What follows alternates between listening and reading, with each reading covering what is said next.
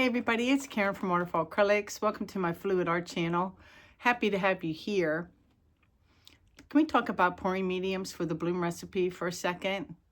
I don't know about you guys, but I feel that the pouring medium recipes are akin to your favorite shade of lipstick. As soon as you find one that you love, it gets discontinued and the search starts all over again. I am super low on my beloved HGTV Ultra Deep Base from years ago. I have like this much left. The Bare 8300 is almost gone, so I was forced to start looking at new pouring medium recipes, and after much research and quarts later and money, not gonna lie, I've landed on a recipe. It's not mine and I don't know who I got it from. So if it was you, please raise your hand or shout at me and I'm happy to give you credit. But I've landed on a recipe I'm super happy with. Love it wet and love it even more dry. Very clear and great results. So let me tell you all about it and let's just make a painting. Let me get you down. Hey guys, it's Karen. So today's all about the pouring medium. I wanted to switch, even though I still have some old HGTV Ultra Deep Base from 2020 that still works. I still have a gallon of the old 3300, but since I'm getting ready to go to Bloomfest, I want everyone at Bloomfest to be able to buy the products that I use in class. So I have to give a shout out to my friend Anna for helping me. We've been mad scientists testing all kinds of untinted house paint and recipes that we found all over the place. We both agreed we didn't like Dynasty that much. And the winning recipe that we found is this. And I can't believe I'm using varnish again. Varathane Triple Thick with Sherwin Williams Infinity, the gold can version, the base C. I mixed up a batch that's 2 parts of this, so I did 12 ounces in a quart cup, with 1 part or 6 ounces of the triple thick, and gave that a mix. And I gotta tell you, it is 2 things. 1, it's incredibly creamy, and 2, there's hardly any bubbles, which is really interesting. These were just mixed up like a half an hour ago. So this is a pigment. This is axolotl. I wanted to show you. So after I mixed it up, it was just a smidge. I mean, a smidge thick.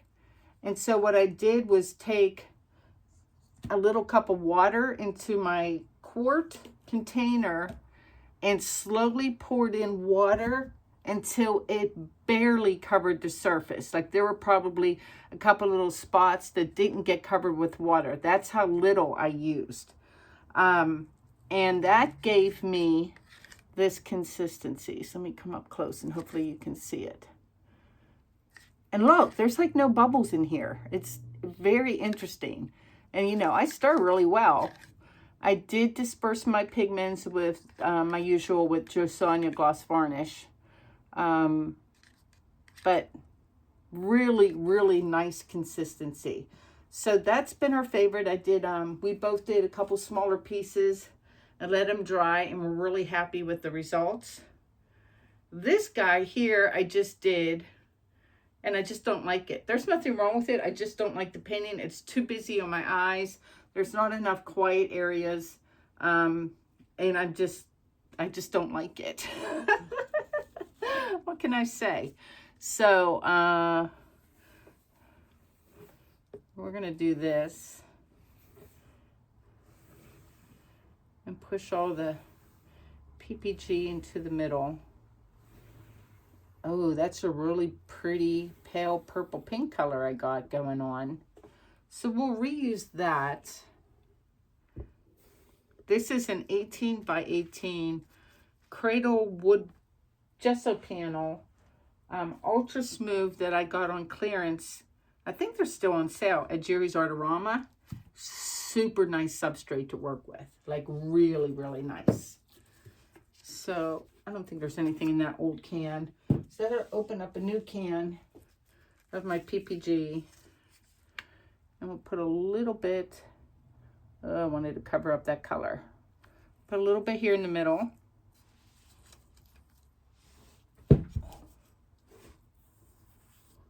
Wipe off my can where it just spilled all over the place. Give me 1 sec.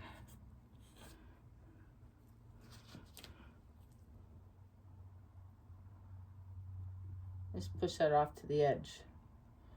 There we go. All right. Colors for this Endeavor.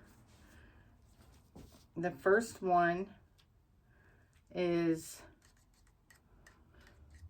Golden's Phthalo Turquoise.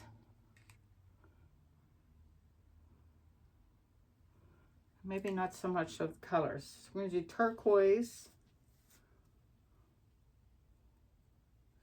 I think I'm going to change up the order. And then I'm going to do, this is Amsterdam's Bronze.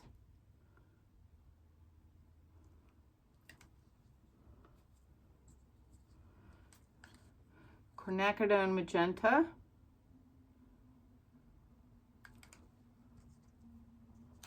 This little piggy in Axolotl.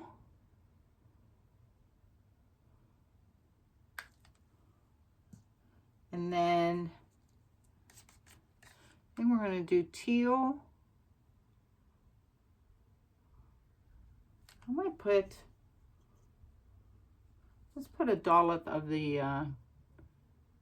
phthalo turquoise on top of it. Why not? And then I'm just using Oxide Black today from Amsterdam as the CA. So put that there.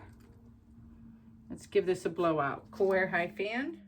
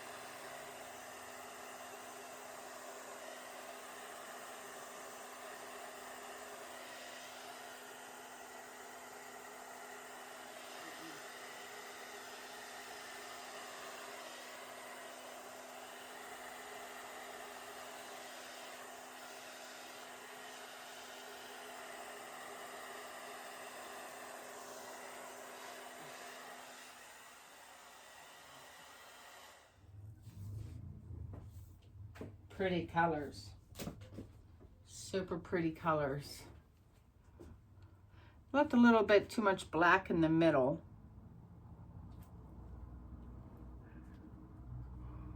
I just want to stare at, do I want to take out the black? I did have a pipette nearby. Let me use my pipette a second. I have really shaky hands for some reason today. Probably because I didn't have breakfast.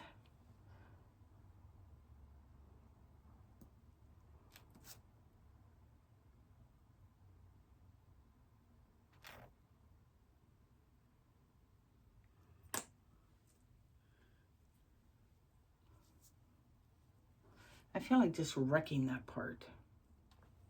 Let me tilt a minute.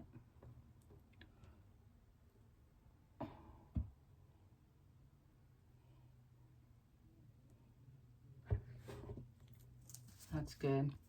I made that part all fluffy.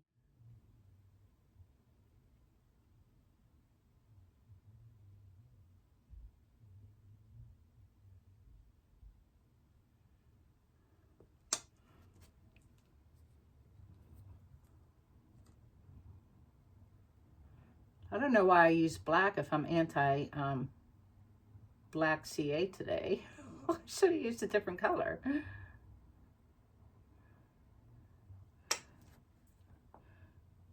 It's all coming out of there though.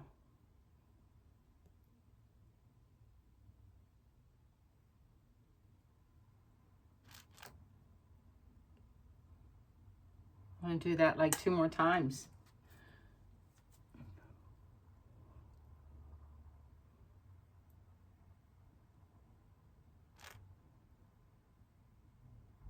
Oh, that was a good one, Karen. It was. All right, let me put things back in the middle now. Or stretch that over. Yeah, like that. I like the split between these two. So I'm liking that already as a possible composition. So let me spin a little bit.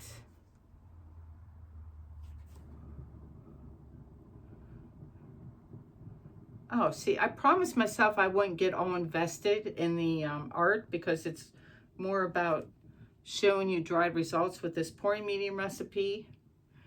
It's really important for me to be able to go to Bloomfest and have products that the students can get.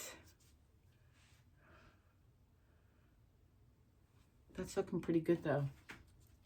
I'm just going to use my stick and put paint on my corners here. I'll just wipe off the stick and use that paint.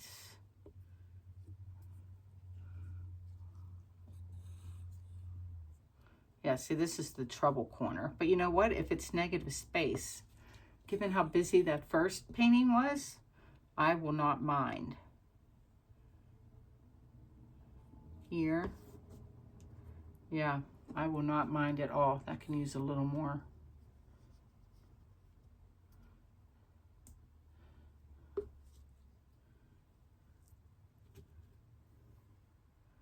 I love painting on wood so much. All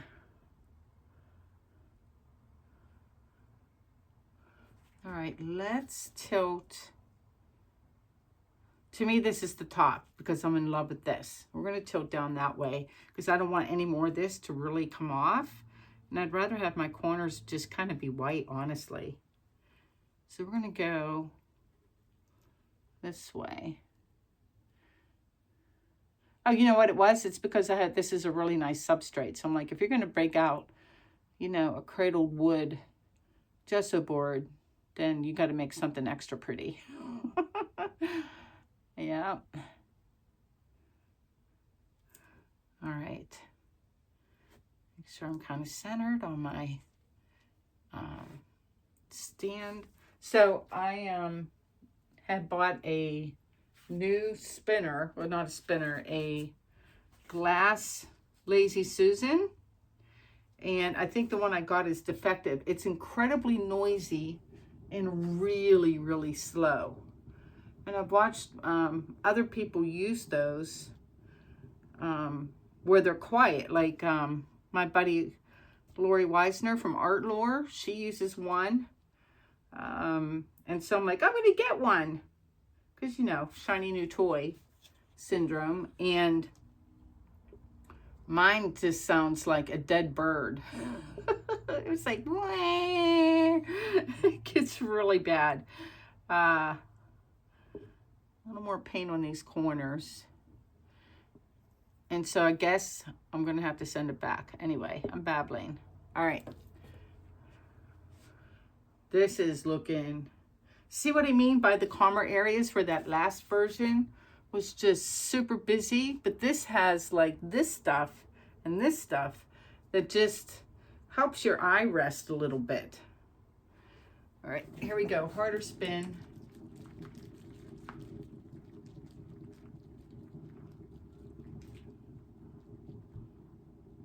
Ooh, I'm getting to the corners. 3 out of 4.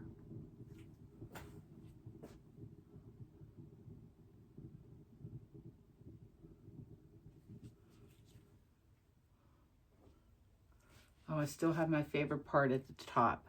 And I just need, oh my gosh, look how close. Let's give it one more spin. I'm glad I took out the black. Yeah, one more spin just for that corner, because you know that'll bug me. You know it will, right?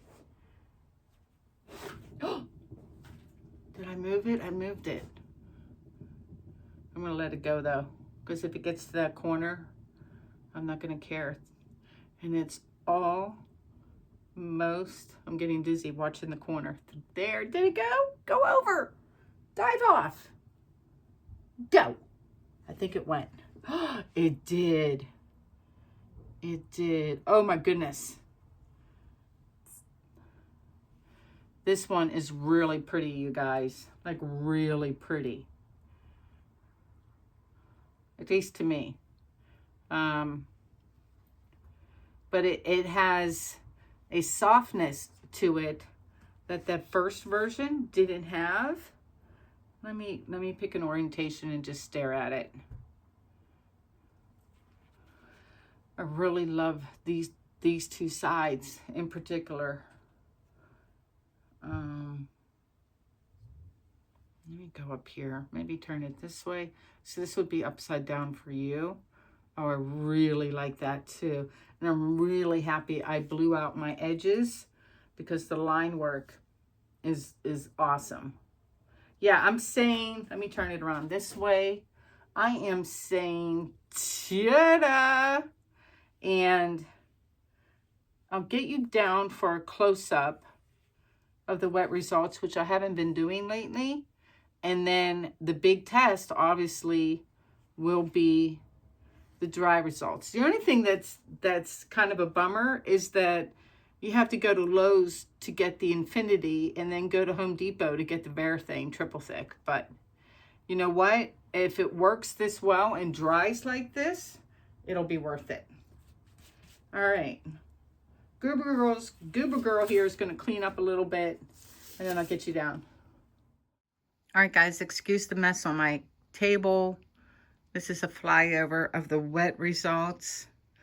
I am loving the composition of this. So earlier in the video, I talked about the split this way and the split this way with the cool stuff in the middle. And there's where my two speckles are. You see them up there? But can you see how it splits? It just adds to the composition. And then there's the middle where, oh, you get a little bit of sparkle today, where I sucked out a lot of the black with my pipette. And then I just love this stuff here. See, it's just calmer and not a sea of cells. It has the lacing, the cells are bigger. It's just easier on the eyes. And look at the cells. They are holding. Nothing's moving, nothing's changing, nothing is melting. We'll come up high. And good grief, let it dry well. Ta-da! All right, be back in a sec. All right, guys, I'm back with the dry results. Pinks and blues are not my colors. I'm like too much of a tomboy, I feel. But I have to admit, it's very pretty and it is glowing in the middle. This dried beautifully. Nothing moved, nothing shifted, nothing melted or got wiggly. And I'm super happy with those Da Vinci Pro panels from Jerry's Artorama. They're still on sale, I believe, if you want to check them out. Really nice to paint on wood. Let me zoom in here. Oops. That's the dead center and nothing moved. Nothing changed whatsoever. It's really quite incredible. And let me zoom out a little bit. I feel like that's too close. I love the top of this. Those colors blending and how it's split directions that I talked about. Gave it some movement. I think really helps with the composition of this one. And there's the bottom. And I like that it's busy in the middle and quieter along the edges. Yeah, super happy. I think I'm going to put it in a black floater frame. And this one, since it's on wood, will get resined. So I hope you like it. Shout out again to my friend Anna for all of her help in testing pori mediums. Please go check out her channel at St. Cross Art. I'll put the link in the description section. And quick note, due to unforeseen circumstances, I have one spot left in each session for Bloomfest available. So if someone's looking to come for all 4 sessions, you might want to come and grab it before they're gone. And then otherwise we're sold out. So If someone wants to come last minute, you can get a ticket for Monday afternoon, all day Tuesday, and again on Wednesday morning. So, yep, hope to see you guys there. Thanks for watching. Be well. Please like, share, and subscribe. Peace out.